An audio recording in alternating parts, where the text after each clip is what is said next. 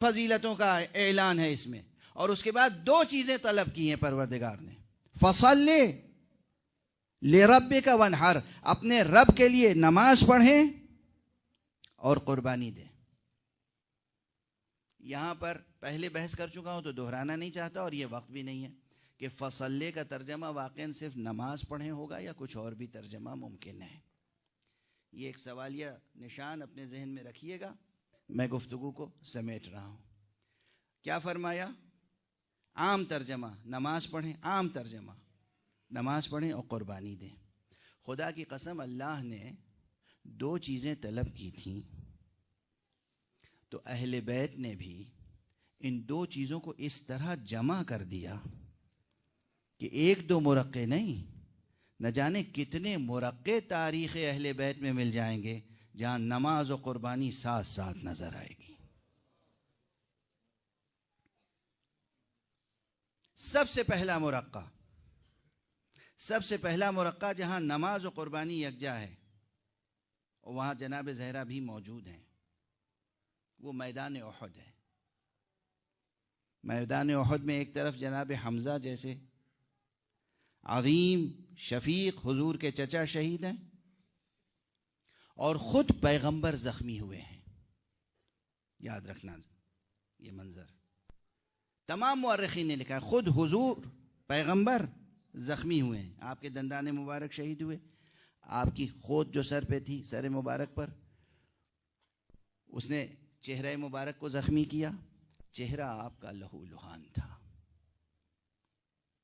اور زخمی تھے، اس لیے کہ جنگ احد حضور کی جیتی ہوئی جنگ مسلمانوں نے اپنی نافرمانی کی بنا پر ہاری تھی۔ رسول کی جیتی ہوئی جنگ مسلمان ہار گئے تھے، تو نتیجہ یہ ہوا تھا کہ حضور بھی زخمی ہوئے۔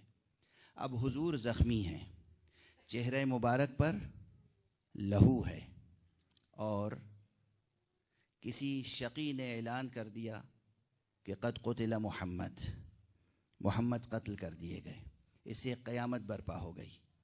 مدینہ منورہ سے بی بی جناب زہرا تڑپ کر بیت الشرف سے نکلی، اور بعض خواتین کے سہارے سے میدان احد تک پہنچی۔ بی بی نے پہنچنے کے بعد جو مرقع دیکھا ہے وہ یہ کہ پیغمبر زخمی ہیں، نماز کا وقت ہے، نماز پڑھنا چاہتے ہیں، لیکن چہرہ مبارک لہو سے لال ہے۔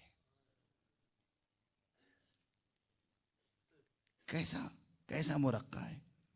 بی بی نے دیکھا، امیر المومنین آگے بڑھے، امیر المومنین تشریف لے گئے اور اپنی سپر میں ڈھال میں پانی لے کر آئے۔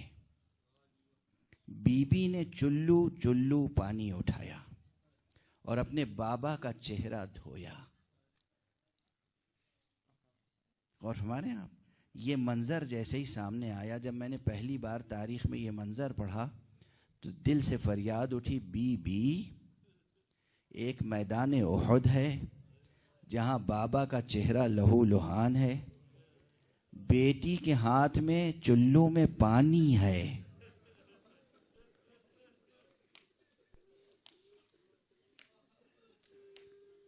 امیر المومنین سپر میں پانی لے کر آئے ہیں، چلو میں پانی آپ لے رہی ہیں اور بابا کا چہرہ دھو رہی ہیں۔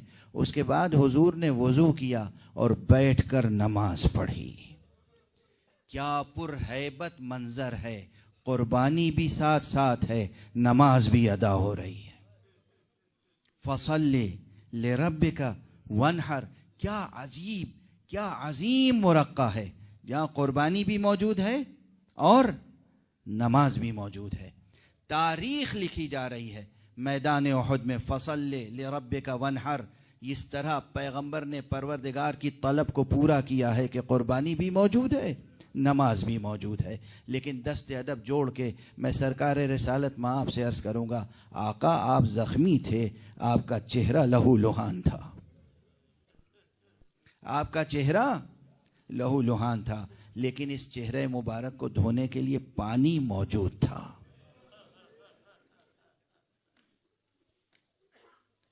آپ کی بیٹی میدان میں موجود تھی، مگر بیٹی پیاس کی شکایت نہیں کر رہی تھی، بیٹی کے چلو میں پانی موجود تھا۔ آقا میدان احد کا منظر بہت کربناک ہے، بہت مظلومیت کا مرقع ہے، لیکن مجھے فوراً وہ میدان یاد آ رہا ہے جہاں ایک بیٹی ہے اور وہ الآتش الآتش کی آوازیں بلند کر رہی۔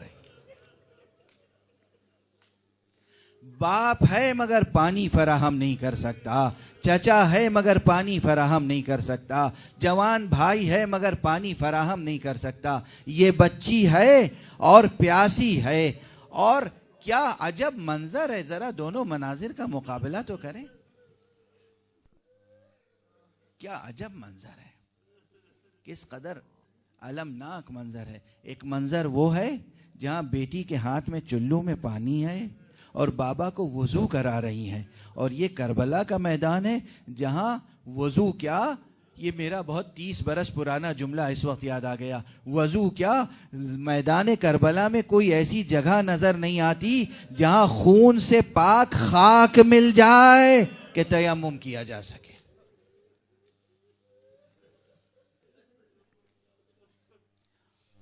اور ان دونوں مناظر کا اگر مقابلہ کریں تو بس ایک چیز کا اور خیال کر لیں کہ ایک وہاں ہے بیٹی کے چلو میں پانی ہے اور آنکھوں میں آنسو ہیں اور باپ کے چہرے سے خون کو صاف کر رہی ہیں، اور ایک کربلا میں وہ بیٹی ہے کہ جو جب تک چچا زندہ رہے الاتش کہتی رہی۔ لیکن میری نظر سے کوئی روایت نہیں گزری کہ حضرت عباس کی شہادت کے بعد سکینہ نے یا رقیہ نے کسی نے پیاس کی شکایت کی۔ یہ ضرور روایت ملتی ہے کہ جب خالی گھوڑا در خیمہ پر آیا ہے تو اس بیٹی نے اس گھوڑے سے اپنی پیاس کی شکایت نہیں کی، اب یہ بچی اپنی پیاس بھول گئی، اس گھوڑے کے گلے میں باہیں ڈال کے اس نے پوچھا، یہ بتا میرے بابا کے وفادار رہوار، حل قتل ابی عطشانا حل سقی ابی ام قتلوہ عطشانا، کیا میرے بابا کو پانی پلایا گیا یا پیاسا شہید کر دیا گیا؟